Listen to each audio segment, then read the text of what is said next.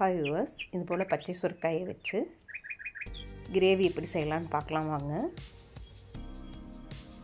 இந்த சுரைக்காய் கிரேவி சப்பாத்தி, சாப்பாடு, தோசை, இட்லி எல்லாத்துக்கும் சூப்பராக இருக்குங்க.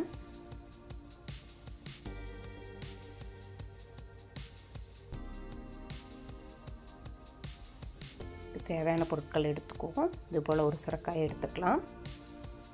இதுக்கு இது போல் பச்சை சுரைக்காய் தாங்க நல்லாயிருக்கும். இந்த மாதிரி கறி கிரேவி மாதிரி டைப்பில் வைக்கிறதுக்கு 2 பழுத்து தக்காளி பழத்தை எடுத்துக்கோங்க. நல்ல ரெட்டிஷான தக்காளி பழமாக இருக்கட்டும். பெங்களூர் தக்காளி பழமாக இருந்தால் இன்னும் ரொம்ப நல்லாயிருக்கும் கிரேவி. ஒரு பெரிய வெங்காயம், ஒரு 7 நம்பர் சின்ன வெங்காயம், 5 பல்லு பூண்டு எடுத்திருக்கேன்.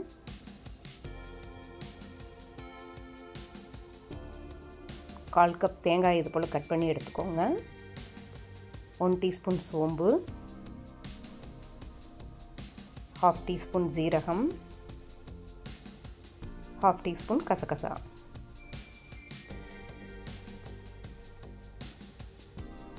தேவையான மசாலா பொடிகள், 1 டீஸ்பூன் கொரியாண்டர் பொடி, 1/2 teaspoon jeera powder, 1/4 teaspoon garam masala பொடி, 1/4 டீஸ்பூன் மஞ்சள் தூள், 1/2 டீஸ்பூன் ரெட் சில்லி,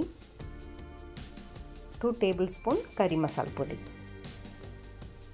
ஒரு பச்சை மிளகாய், சிறிதளவு இஞ்சி, இதையெல்லாம் எடுத்துக்கோங்க.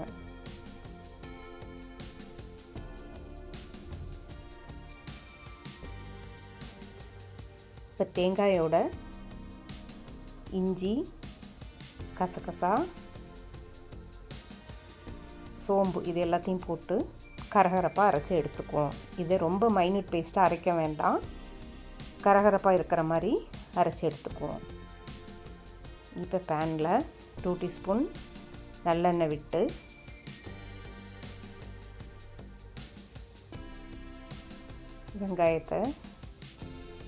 வெங்காயம், பூண்டு இது எல்லாத்தையும் போட்டு நல்லா வதக்கி விடுங்க.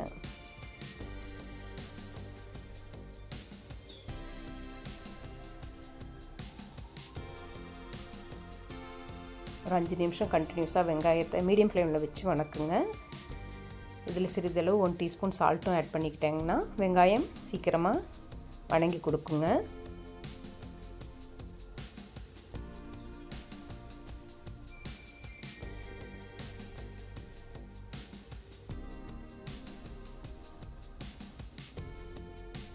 வெங்காயத்தோட ரா டேஸ்ட் போகிற மாதிரி நல்லா வதக்கி அவுட்டர் கலர் கண்ணாடி பதத்துக்கு மாறி லைட்டாக ப்ரௌன் கலரில் மாறி இருக்குங்க. லைட்டாக அது ப்ரௌன் கலர் மாறுற வரைக்கும் இதை நல்லா வதக்கி விடணும். ஒரு 6 நிமிஷம் வெங்காயம் வதங்கிறதுக்கு டைம் எடுக்கும். மீடியம் ஃப்ளேமில் வச்சு நல்லா வதக்கி விடுங்க. இந்த கிரேவியில் வெங்காயோட ரா டேஸ்ட் இருக்கக்கூடாது, அதனால் வெங்காயம் நல்லா வதங்கிறது இங்கே ரொம்ப அவசியம்.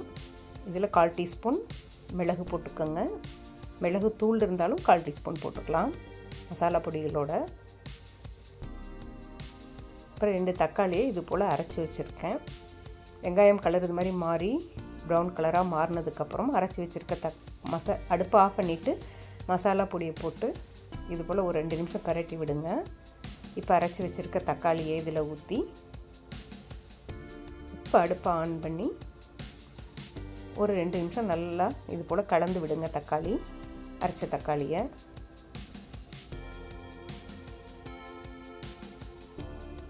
இது ஆறட்டுங்க.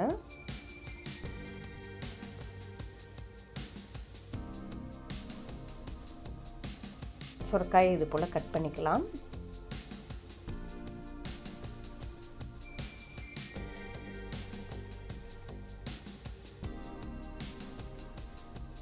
தேங்காயோட போட்டிருக்க இஞ்சி, கசகசா, சோம்பு எல்லாம் இது போல் கரகரப்பாக அரைச்சி எடுத்து வச்சுருக்கேன்.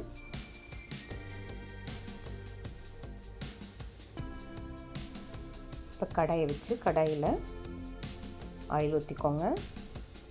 கடுகு 2 டீஸ்பூன் ஆயில் ஊற்றி கடுகு, 1/4 டீஸ்பூன் ஜீரகம், இதெல்லாம் கறிவேப்பிலை போட்டு வதக்கிட்டு சுரைக்காயும் போட்டு நல்லா வதக்கி விடுங்க. சுரைக்காய் சிறிதளவு வதங்கினதும் அரைச்சி வச்சுருக்க மசாலா பேஸ்ட்டை இதில் கலந்துக்குவோம். இப்போ இந்த ஸ்டேஜில் 3 கப் வாட்டர் விட்டுக்கோங்க.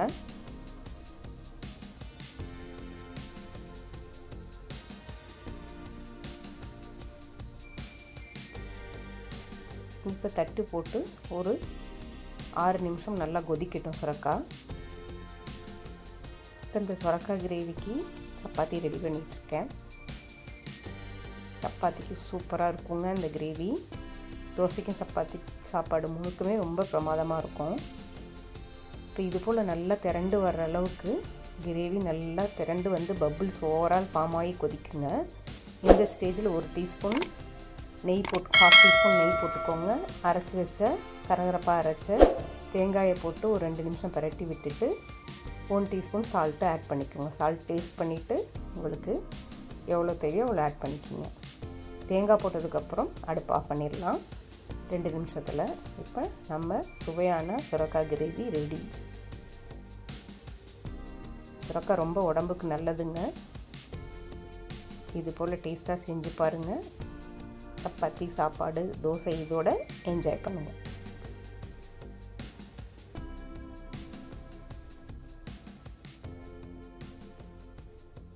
இந்த சுரக்காய் கிரேவி கறி குழம்புக்கு ஈக்குவலாக டேஸ்ட் கொடுக்குங்க. இது போல் செஞ்சு பாருங்கள்.